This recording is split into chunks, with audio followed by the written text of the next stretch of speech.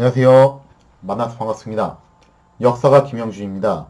아트 오브 워 병법사 제43부 삼도 근황병의 용인 참패라는 주제를 가지고 오늘 여러분과 같이 함께 할까 합니다. 때는 1592년 5월 17일 사실상 임진강 방어선은 붕괴되고 말았죠. 자, 그런데 어쨌든 일본군 입장에서는 배가 없어가지고 강을 건널 수 있는 수단이 지금 되게 난감한 상황이에요. 그래서 일본군이 5월 17일에 승리를 거둬놓고서도 한동안 발이 묶여 있어요. 그러면서 얘들도 이제 방법을 강구를 했겠죠. 이거 지난번에 했던 것처럼 뗏목을 타고 건너가야 되는 것이냐, 아니면은 강의 상류를 찾아가지고 건널 만한 지점을 골라서 가야 되는 것이냐. 지금 이제 그러면서 고민하느라고 며칠 날짜를 까먹게 되는데, 이걸 통해서 알 수 있는 게 뭐냐면요, 일본군이 정확하게 알고 있는 조선의 지리는 어디까지냐면은 딱 한양까지예요. 왜냐면은 제가 예전에도 그 얘기를 한번 잠깐 한 적이 있어요. 왜 당시 일본군이 조선의 지리를 그렇게 빠삭하게 알았냐. 일본 사신이 조선에 왔을 때 부산에서 한양까지 오는 길이 거기서 거기죠, 그죠, 다? 그 길로 사신들이 오면서 어느 정도 길을 캐치를 해놨어요. 그래서 부산에서 한양까지는 대략적으로 빠삭하게 알고 있었지만, 문제는 한양 이북으로는 일본 사람이 거기로 갈 일이 사실 거의 없다는 거죠. 그래서 여기서 이제 일본군이 아무래도 날짜를 좀 이제 까먹게 되는데, 그렇게 이제 날짜를 좀 이제 까먹다가 결국 일본군이 찾아낸 지점이 있습니다. 거기가 어디냐? 임진강에서 상류로 쭉 올라가다 보면요, 연천 쪽에 가가지고 임진강이 한탄강하고 합류를 해요. 근데 바로 그 합류하기 직전에 대탄이라는 지역이 있는데, 여기가 나름 이제 도강하기에 용이한 지점이었다는 거죠. 물론 조선군도 이거를 알고 있었어요. 그렇기 때문에 전에도 설명드렸다시피 이 대탄 방면에는 이양원과 신각이 병력을 이끌고 지키고 있었죠. 자, 그런데 문제가 뭐냐면은 바로 얼마 전에 조선 조정의 판단 미스로 부원수였던 신각이 참수를 당하게 됩니다. 그러면서 이양원이 단독으로 대탄 방면을 사수를 해야 되는 그런 상황에 놓이게 되었다는 겁니다. 자, 그러면서 이제 5월 27일, 무려 이제 열흘 정도 시간을 허비를 한 후에 일본군의 가토 부대가 임진강을 거슬러 올라가서 마침내 대탄 방면에 도착을 하게 됩니다. 자, 근데 애초에 대탄 방면은요, 병력의 수가 그렇게 많은 곳은 아니었어요. 그러니까 주력 방어선은 도원수, 김명원이 있는 곳이었고, 대탄 방면은 사실 좀 이제 보조 방어선이라고 봐야 되는 지점이었죠. 자, 그래서 이제 원래 이 대탄 방면의 병력은 혹시라도 이쪽을 공격당하면은 주방어선에 있는 김명원에게 지원을 요청을 하고, 혹시라도 김명원이 밀고 내려오면은 같이 합세해서 내려오고, 그러려고 있었던 병력들이었는데, 지금 졸지에 주방어선이 허물어지니까 대탄 방어선 혼자만 남아가지고 이거를 어떻게 지키냐 이거죠. 거기다가 이제 대탄 방어선은 누구에 대한 의존도가 높았냐면은 부원수였던 신각에 대한 의존도가 상당히 높았어요. 근데 그 신각이 지금 죽어버린 상황이죠. 이양원도 김명원하고 똑같은 과예요. 이 사람도 문가 출신으로 나름 괜찮은 군사 행정가였어요. 그런데 이런 위기 상황에서 대처할 수 있는 그런 야전 지휘관은 또 아니었다는 거죠. 이양원이 생각을 하죠. 지금 병력의 수도 적고 신각도 없고, 거기다가 지금 김명원한테 구원을 요청할 수도 없는 상황이고, 나 혼자서 저거를 어떻게 막냐 이거예요. 자, 그래서 결국 이양원이 대탄 방어선을 포기를 하고 같이 김명원하고 똑같이 평양으로 후퇴를 하게 됩니다. 이로써 일본군은 큰 힘을 들이지 않고 임진강을 도강하는데 성공을 했다는 거죠. 자, 그래서 이제 일본군이 임진강을 도강하면서 본격적으로 북진을 개시하게 되는데, 바로 요 시점에 임진강 방어선이 이렇게 속수무책으로 무너지고 있는 이 상황에 삼도 근황병들은 그래도 착실하게 북진을 개시하고 있었다는 겁니다. 그러니까 이미 모르는 다 박살났는데 망치머리는 계속 달려오고 있는 거예요. 과연 삼도 근황병의 운명은 어떻게 될 것인가? 거기에 대한 이야기는 사례를 통해서 같이 살펴보도록 하겠습니다.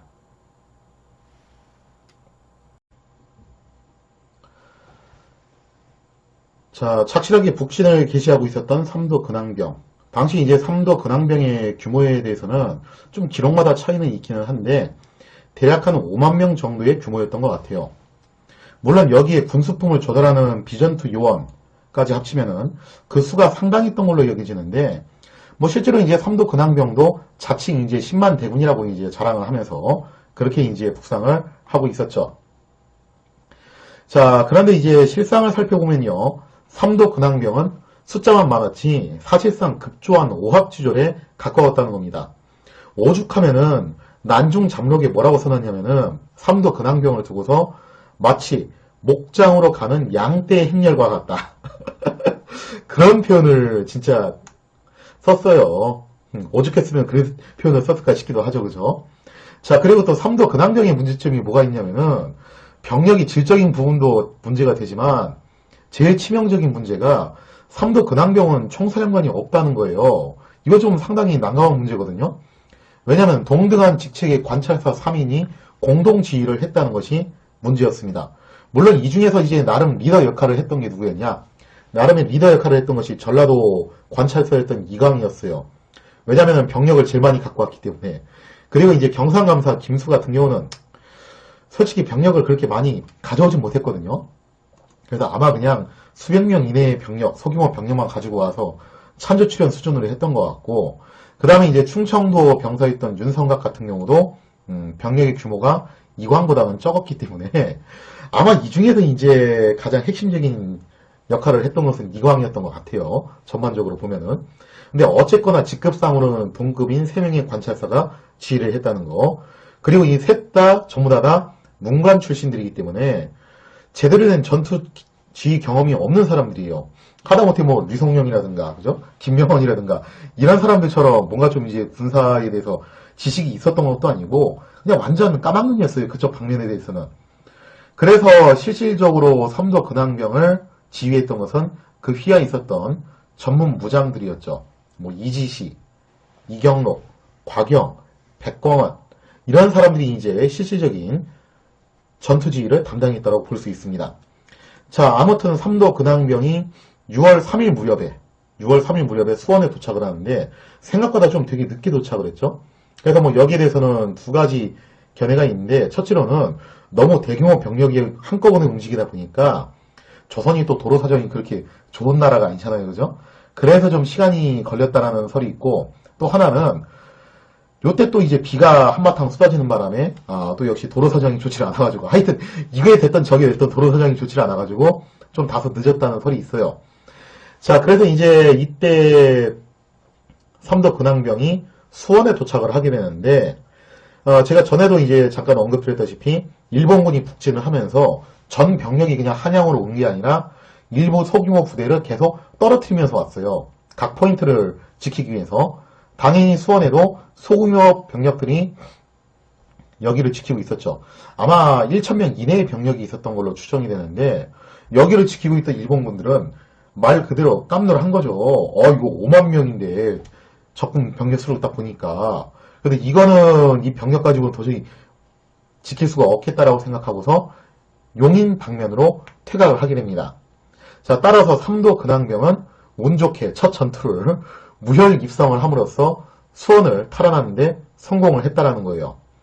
자, 이렇게 수원을 탈환하는데 고무된 삼도 근황병은 평양으로 급사를 보내서 근황병의 북진 소식을 알리고 임진강 방어선의 병력과 합세해서 일본군을 포위할 것을 건의를 하게 됩니다. 근데 이미 이 시점에서는 이미 임진강 방어선은 붕괴되고 사라졌어요.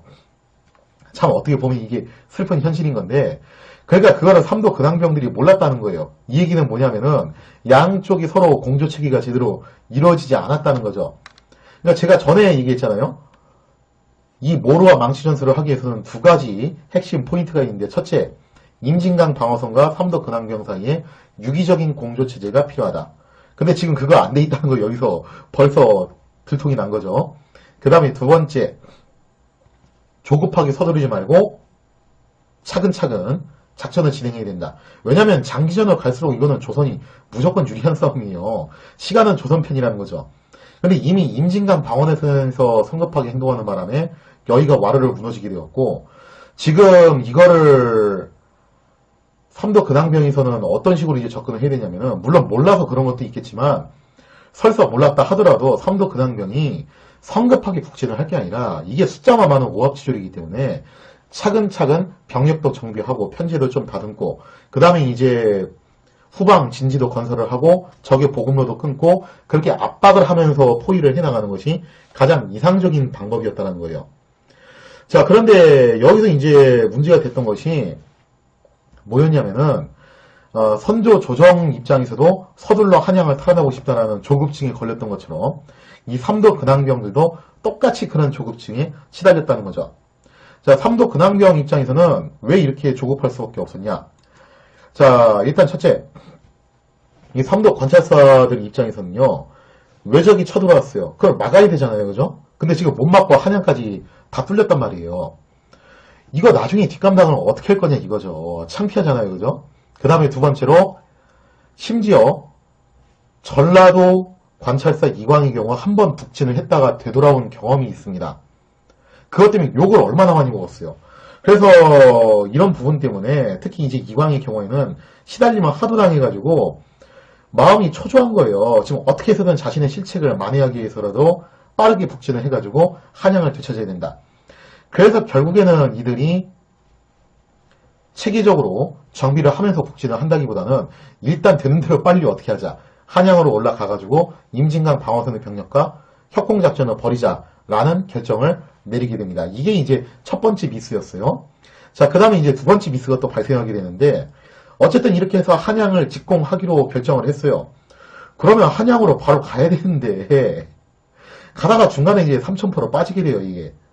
자, 당시에 삼도 근황병이 한양을 향해서 북진을 하던 중에 이때 북진할 때 같은 길로 가진 않았고 크게 이제 전라도 군대하고 충청도 군대로 나눠가지고 뭐 경상도 군대는 이때 천저출연 수준이었으니까 그게 크게 둘러 나눠가지고 나눠서 가가지고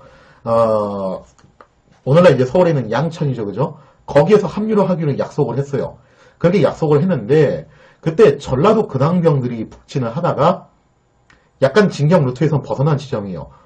용인 방면에 소규모 일본군 부대가 있다는 첩보를 받게 됩니다. 즉 수원에 있던 일본군이 용인으로 퇴각을 해서 그쪽에 이제 합세를 했겠죠.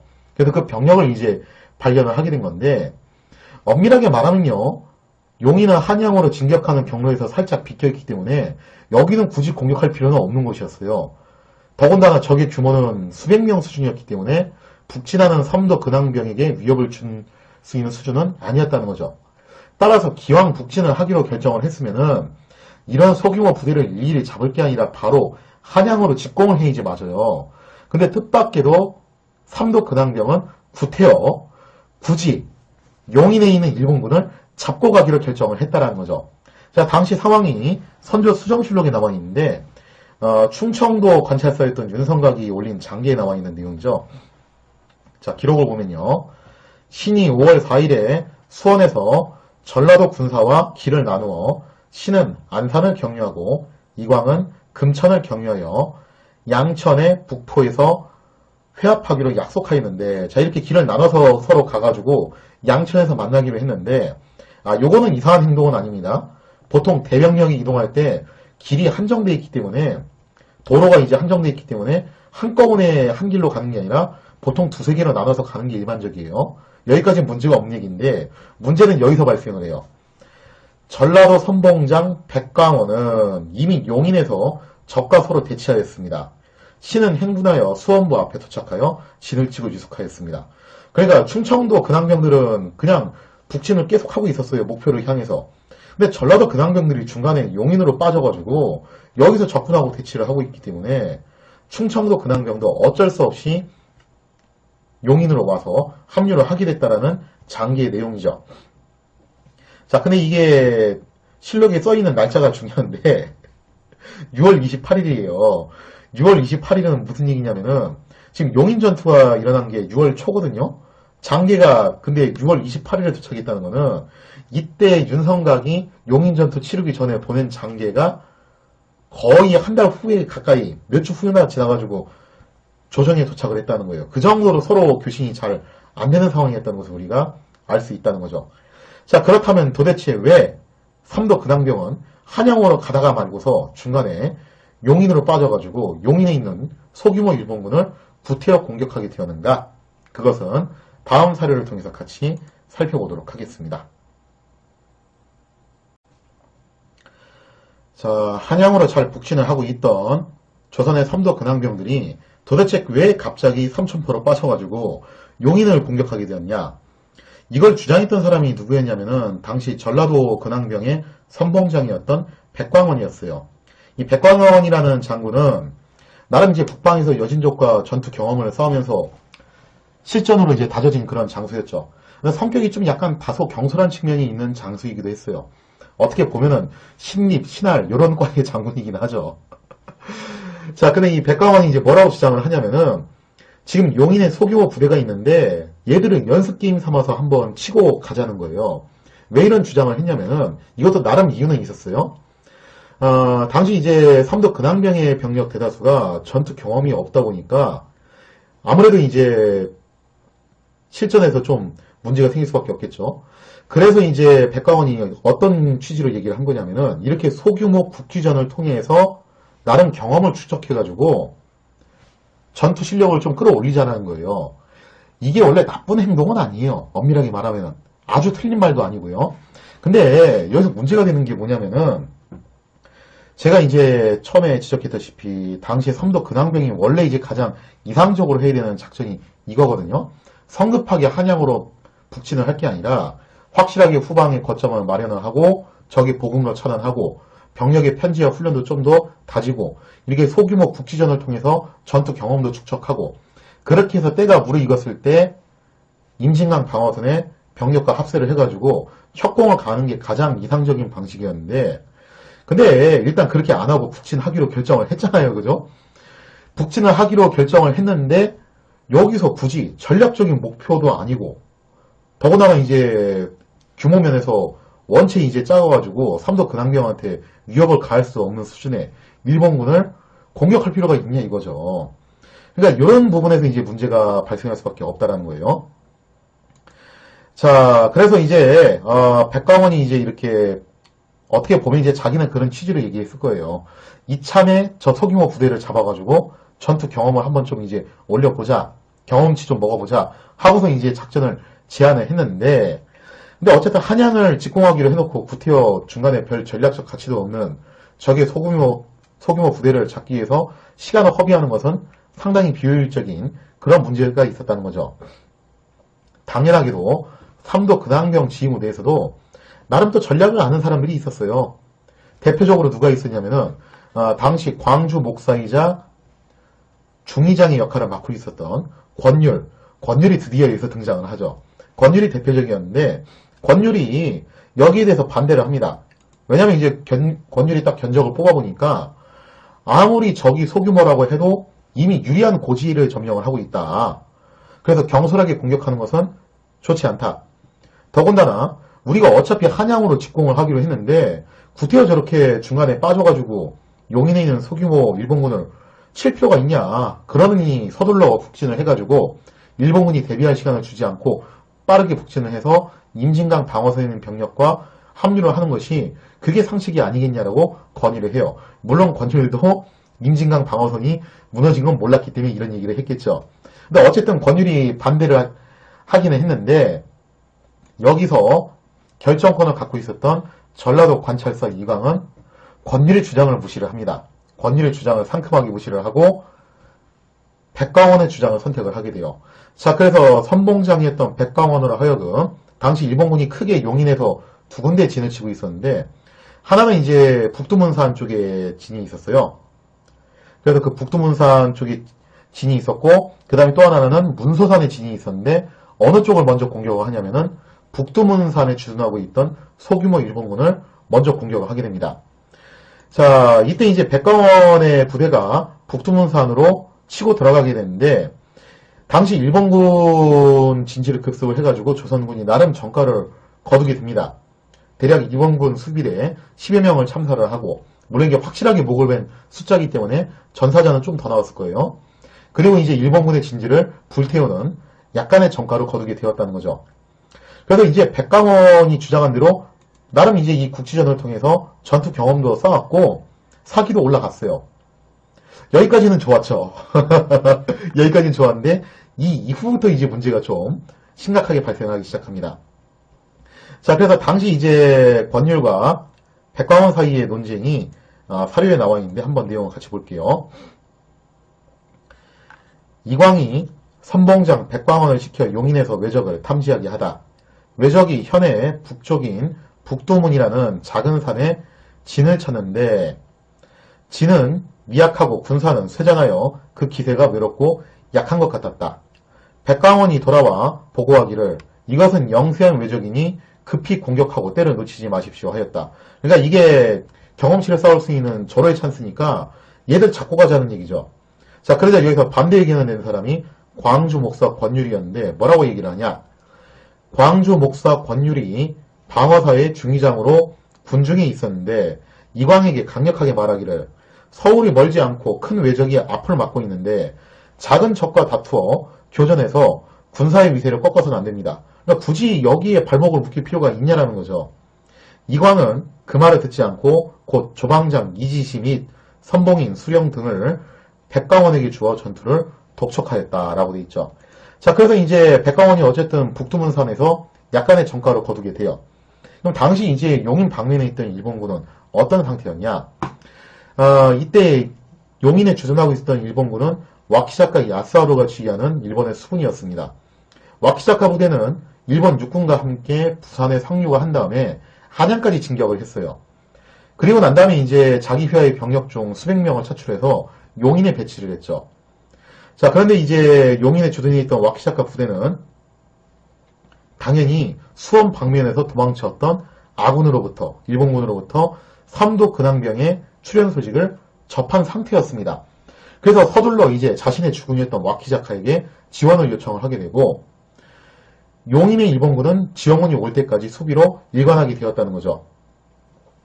자, 그러면서 이제 북두문산의 진지가 함락이 되자 일본군은 문소산 방면으로 방어 거점을 이제 옮겨서 여기서 이제 수비 태세를 갖추게 됩니다.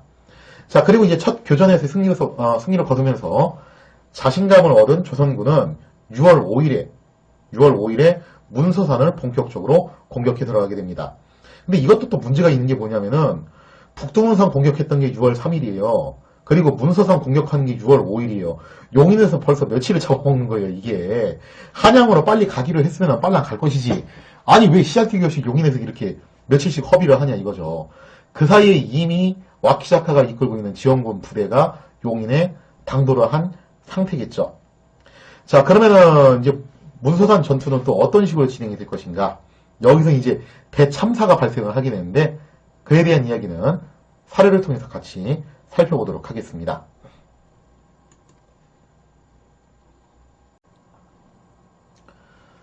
자, 북두문산을 점령한 조선군은 나름 이제 자신감을 얻고서 6월 5일에 문서산을 공격해 들어갑니다. 이번에도 선봉은 백광원이 맡았는데, 근데 여기서 이제 일본군이 목책에 의지해서 조총 사격을 가하면서 조선군의 접근을 막기만 할 뿐, 적극적인 응전을 하지 않으면서 계속 이제 수비 태세를 일관을 하게 돼요. 자, 손자병법에 따르면은 어떤 말이 나와 있냐면요. 적의 예봉이 날카로울 때는 접전을 피하라는 말이 있어요. 구태여 적이 지금 기세가 날카로운데 일부러 맞붙을 필요는 없다는 거죠.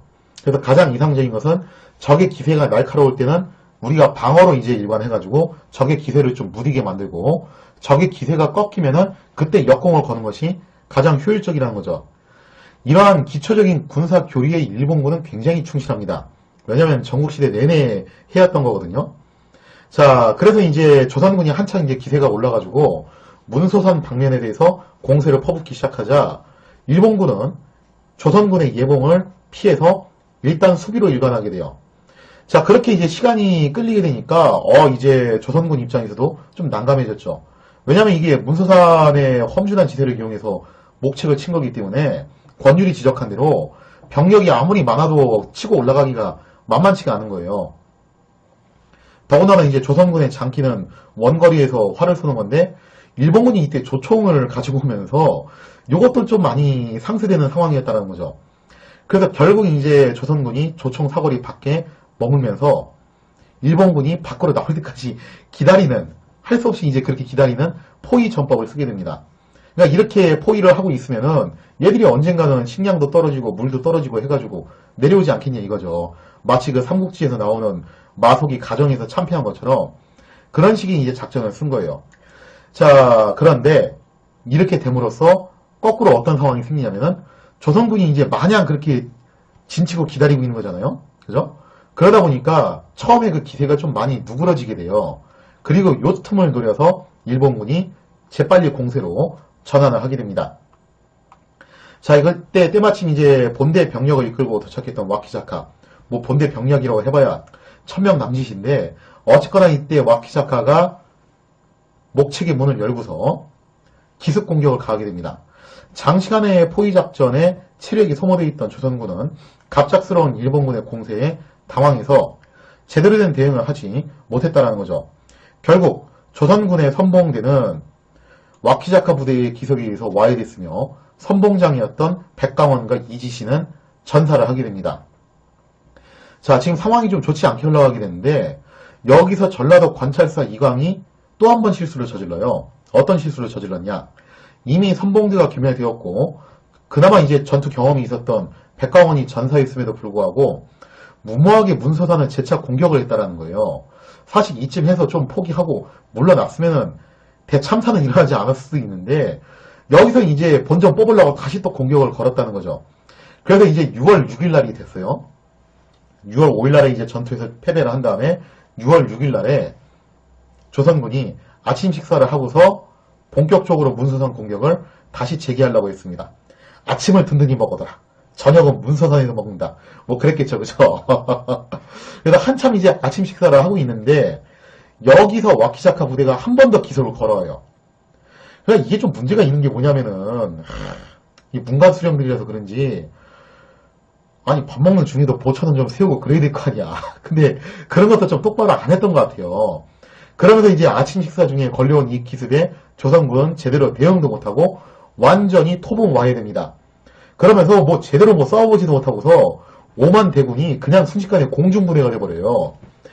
자, 그러면서 이제 사실상 삼도 근황병은 정말 대참사가 일어나서 이 용인참패로 완전히 공중분해돼서 각기 본도로 돌아가게 되고 이때 오직 중위장이었던 권율만이 대오를 유지한 채 전라도로 귀환을 했다라고 하죠. 여기서부터 벌써 이제 권율의 그 나오는 거죠, 그죠? 능력이. 그래서 당시 상황이 얼마나 참담했으면은 선조 수정실록 기록에다가 이렇게 기술을 합니다. 당시 삼도 근황병들이 무너지는 모습을 두고서 뭐라고 얘기를 했냐? 선조 수정실록에는 이렇게 기술이 돼 있어요.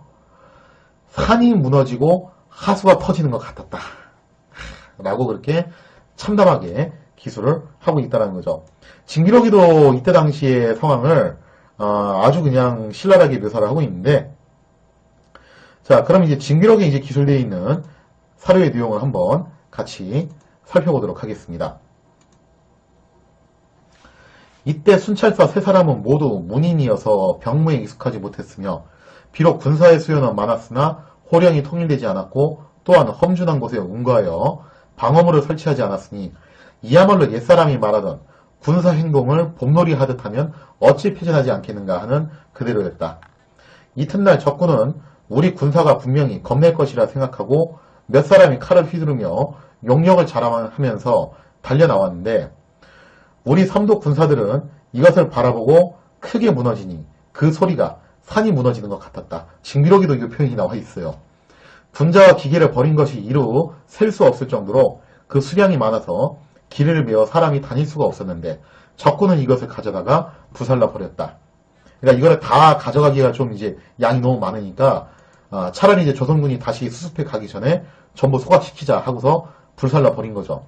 이러면서 이제 삼도 근황병이 완전히 대참패를 거두게 되면서 결국 조선 조정은 삼도 근황병의 북진마저도 이것마저도 기대할 수가 없게 돼버렸다는 거죠. 그나마 좀 위안이 됐던 게 뭐냐면은 이거예요. 삼도 근황병의 참패는 임진강 패전이나 판금대 패전처럼 군대가 다 몰살당한 건 아니에요. 그러니까 참담하게 기술을 하고 있는데 뭐 그래도 너무 참담하게 생각할 필요는 없는 게 여기 있던 조선군 5만 명이 다 몰살당한 건 아니에요. 이분들이 그래도 다 복귀 집으로는 돌아가셨다는 거죠. 제가 예전에도 무척 강조드린 게 있어요. 생존 없이는 승리도 없다. 이때 살아 돌아간 근황병들이 나중에 다시 재기를 하게 됩니다. 그래서 사실 어떤 면에서 보면요, 용인 참패를 두고서 이게 한국 사람들이 용인 참패를 가지고서 굉장히 이제 처참한 참패로 많이들 기억을 하고 있지만 어떤 면에서 보면은 용인 참패는 탕금대 참패보다 임진강 참패보다 차라리 더 낫다라는 거예요.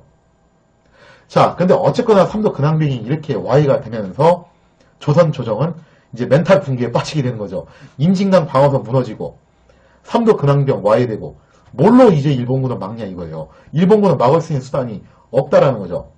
과연 선조는 여기서 또 어떤 결정을 내리게 될 것인가? 자, 선조가 어떤 결정을 내릴 것이냐? 그 이야기 하기에 앞서서 어느 쪽을 좀 짚고 넘어가야 되냐면은 바다 쪽 상황을 좀 짚고 넘어가야 됩니다. 지금 동시다발적으로 지금 일어나고 있어요, 상황이. 바다 쪽 상황도 썩 좋은 상황이 아니었는데 일본군이 이렇게 상륙한 동안에 수군은 뭐하고 있었냐 이거죠. 특히 경상도 수군 뭐하고 있었냐 이거예요. 경상 좌수사였던 박홍은 육지로 상륙해서 싸웠다는 게 확인이 됐지만 그러면 경상 우수영은 뭐하고 있었냐? 거기에 대한 이야기를 다음 시간에 계속 이어서 하도록 하겠습니다.